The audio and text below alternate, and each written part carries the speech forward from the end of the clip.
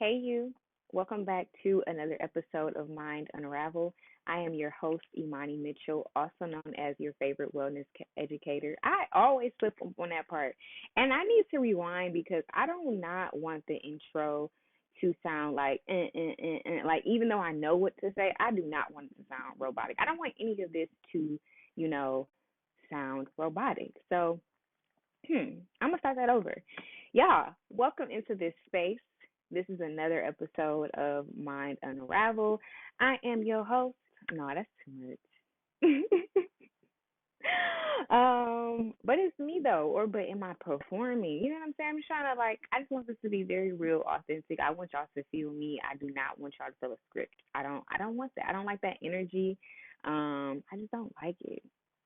But welcome back, y'all. This is another episode of Mind Unravel. Like I said, I am your host, I'm Imani, also known as your favorite wellness educator. Period. Okay, it's getting too much. These gonna be in the what's it called? The what's it called? What is it called? Like the extra clips. Anyway, so, first of all, I just want to say thank you guys so much for supporting this show, but most importantly, for showing up for yourself. Because if you are attracted to this space, you are trying to raise your self awareness. You are trying to unlock new levels of your life through sifting through your stuff, and again, just not trying to go about life in the same ways, with the same knowledge. Like, we're not doing that. We're not doing that because, again, we have places to go, people to see, people to meet, and things to accomplish. So, for today's episode, we are talking about our inner child, our inner us, our inner babies, our childlike versions of ourselves. And I just want to, before we dive in, I want to really preface this conversation by saying that one, I am not a therapist. I am not legalized in that way. So if you are seeking, first of all, this is not by me diagnosing anyone or anything. And so if you seek that professional experience with someone who is qualified, please do so. Because again, although I am a psychology student, I am not a licensed psychologist. Then the next thing I want to say, as we, as you pull from in this conversation, that inner child work does not mean, and I'll probably repeat this in the conversation, that inner child work does not mean that we are taking stabs at our parents. It is simply an acknowledgement that we did not receive some things. We may not have fully understood some things as children, and we are now just taking the necessary steps to rewrite um, our childhood, our identity in ways that will make us feel safe, seen, and supported. So, first of all, why inner child? Like, why this topic? As y'all know, as I'm continuing to walk through life, as I'm continuing to just pull different insight, learn things about myself, I am not going to harbor this information, right? Because I understand that I do not exist on an island. I know that I am not the only person, which I'll continue to say this because it's true, right? Like, this is the reason for this space. I think oftentimes when we go through things, we think that we are alone, and we are. That is by far the truth. And as always, I understand that healing occurs through community. So again, I'm gonna always bring the things that I've learned, things that I'm, continuously going through, things that I've like made it on the other side of. I'm gonna bring it to the table, right? In hopes that you guys will start to have conversations with yourself, but then also with other people. Because again, the healing don't happen just by yourselves. It's on our own. Um, and so yeah, so that's part one of why this topic. But then part two, which really that part one is really like why this show exists. But in particularly, ooh, as it relates to this topic in particular, I brought it to the table because so many times we are we're walking through our adult life, still holding on to wounds that we picked up as children. And oftentimes that causes us to, again, just engage, or not engage, because I didn't say it, but engage in relationships in not the best ways, not show up as ourselves in the best ways. And really, the list really is so long. But again, we have an opportunity to rewrite the narrative in order for us to show up in our highest selves, to unlock our highest potential, and again, just achieve the life that we really want, and just overall have a life of peace. Because all of, achieving the goals is great, and that is a big part of why this channel exists, or this show exists. But again, it's really about the mental well-being, because we can have all of the things that we desire, but they won't feel the same if we are constantly walking in trauma, if we're constantly walking in hurt, if we are not at peace. So, without further ado, let's hop into the definition of what is our inner child. Our inner child is a compilation of, memories, events, and just different emotions that we experience as a child. And typically, it was at those ages from about birth to about 7 or 8, where our minds were not fully developed, and it was not at a point where we were able to incorporate different information to be able to really see things with a clear eye view. And so a lot of times we are interpreting different information as, and like we're internalizing different things, and believing that whatever we're experiencing is a result of us. It's a reflection of who we are. And so an example of that could be a parent or a caregiver. And again, and this was that second time I'm running it back. This is not an opportunity, or this is not the space where we are taking shots at our parents, or our caregivers. It is simply just an acknowledgement of what was, and what we may not have fully understood.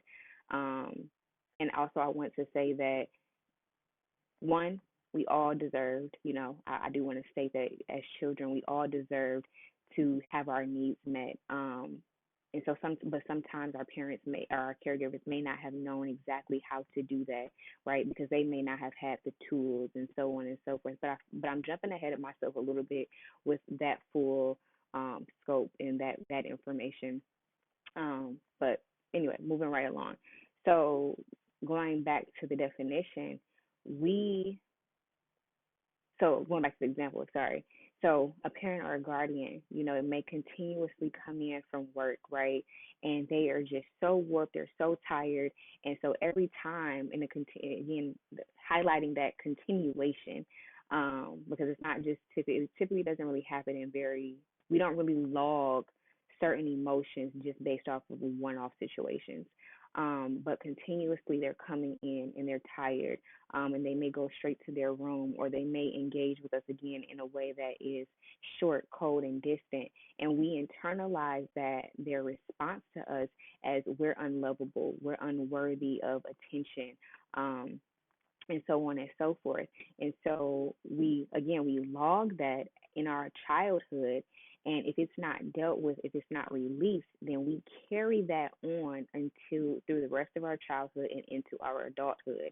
And so and now you may be wondering, okay, well, how does that necessarily impact my adulthood?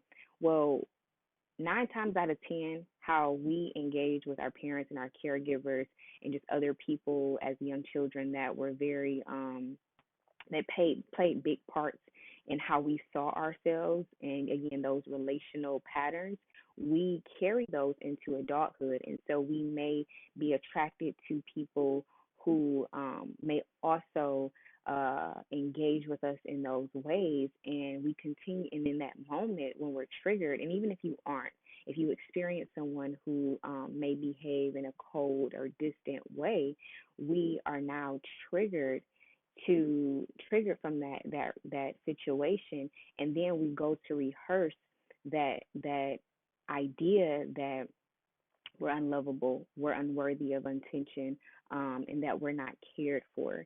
And so we rehearse that idea that we pulled from our childhood.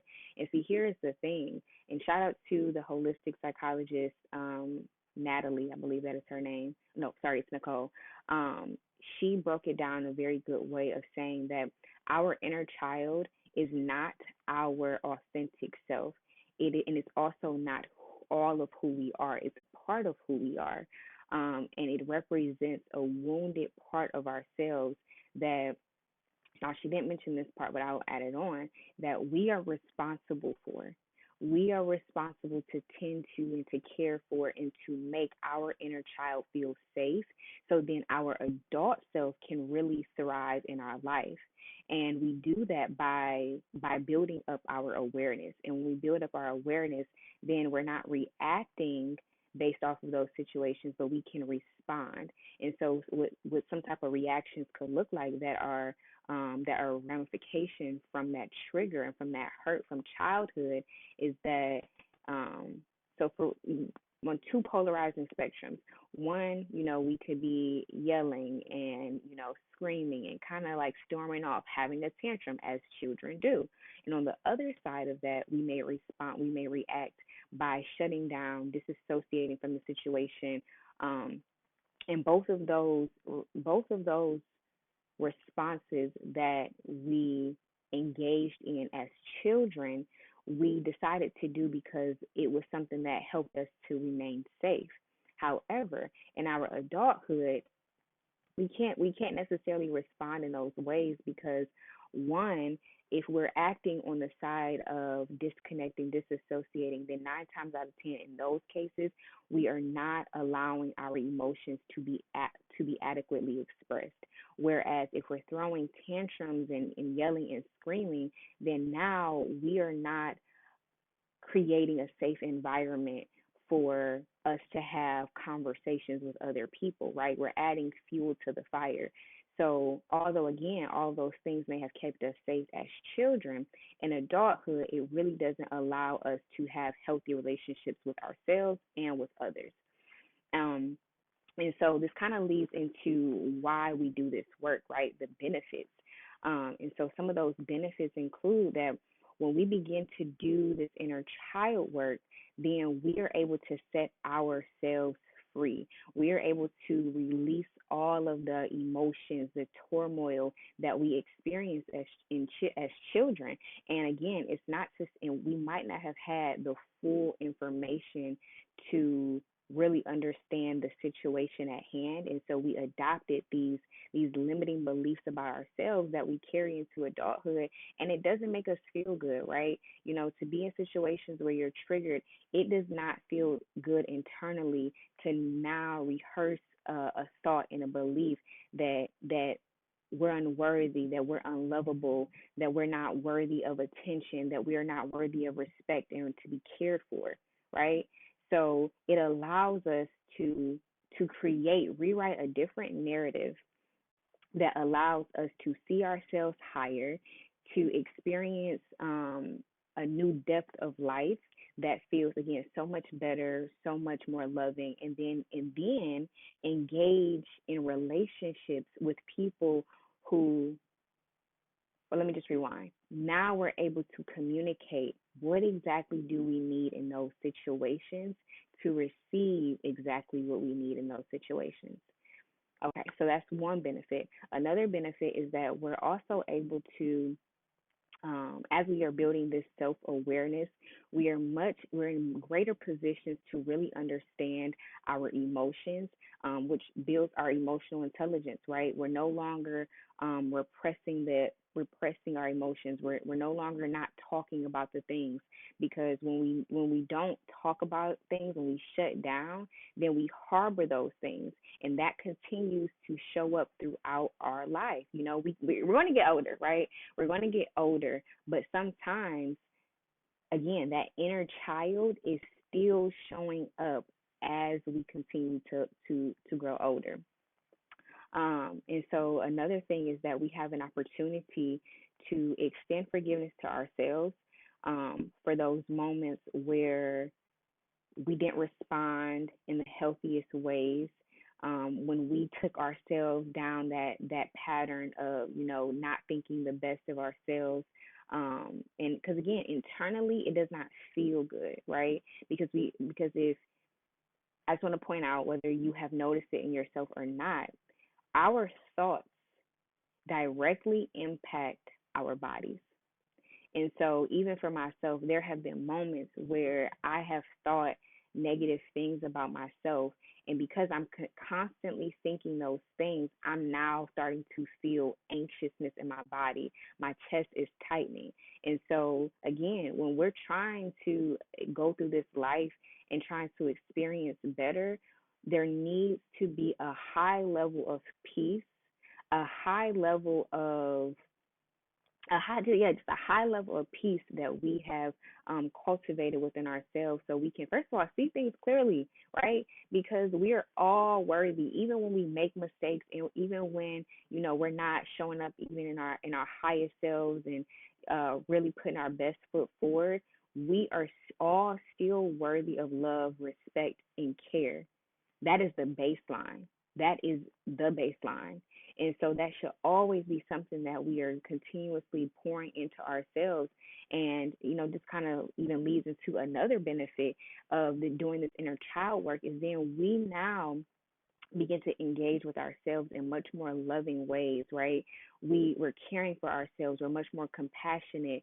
And we're seeing ourselves through a higher light, which allows us to treat ourselves so much better.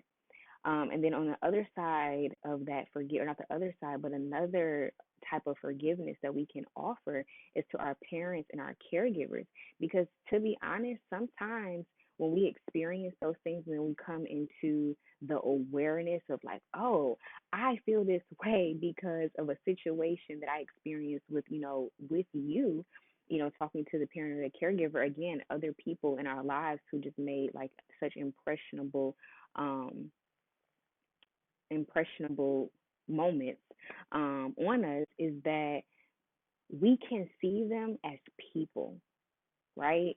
Because I think so often, especially when it comes to like a parent or a caregiver, we can get so, or even just a family member, we can get so caught up in the role that they are enacting that we forget that one, that they were children at one point in time too, right? And so if they're even engaging in these in certain behavior, whether it was intention, whether it's in typically, because I really want to focus on the things that were more so unintentional. People were engaging in things that were unintentional, and they didn't really understand the impact of their behavior. But not necessarily the people that are intentionally trying to hurt people. We're not focusing on that.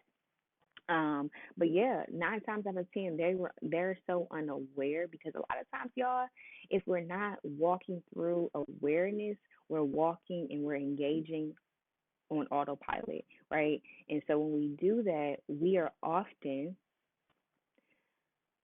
walking in our woundedness versus our true authentic self. And unfortunately, a ramification of that is when you're wounded, 9 times out of 10, you are going to cause wounds for other people. And so, again, we have this opportunity to see these people as people themselves who have maybe probably experienced some things that have left them feeling very uh, low, and um, whatever the case may be. And then another benefit that I can think of is that we really start to take charge of our lives, right? Because another way that our inner child can cause just some troubles for us in adulthood is that we engage in self-sabotaging behavior. We have insecure and codependent relationships with the people around us, and all of those different things allow or prevent us from having very healthy relationships with people. And so once we start to, again, move through this level of awareness, to really sit with ourselves and understand where these how we're reacting and where those reactions stem from, then we're in greater positions to be able to lead with more healthy communication and through a level of awareness, through really just calming down, seeing, okay, seeing where is the truth, and seeing where there may be things may be a little bit distorted. Um, and honestly, the list of benefits really continue on.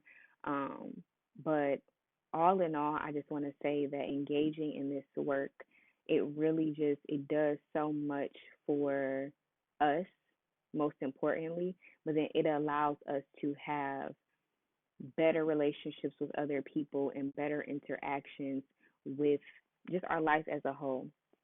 And so just as a really quick recap, excuse me. Again, this is not by any means necessary a dig at our parents. It is simply just an opportunity to realize what things that we pulled from childhood that did not make us feel good, that left a very dampening impression of who we are, that we have brought into our adulthood, and and then through doing this work, it's just a lot of benefits that come on the other side of it. Just to name a few, to include offering forgiveness for ourselves, loving on ourselves, having stronger connections. Yeah. So in the next episode, we were going to dive in just a little bit more on inner child work, and how we actually do that, right? What does it look like? What are the steps, right? Because in this space, yes, we're going to have the conversations, but we're also going to talk about solutions. How can we create plans to be able to get from where we are to where we want to be? But yes, thank you so much, each and every one of you, for being here. Again, for supporting this show, but also supporting yourself. I definitely, as always, I encourage you all to participate. If anything that was shared today, if it resonates with you, please like, share, subscribe, and as always, please engage. With the content. In the sense of, if you have something to say, if you have something to share, if you have something to push back, again, in a respectful manner, please do so. Drop it in the comments, because again, healing does not occur in isolation, and we need one another to improve.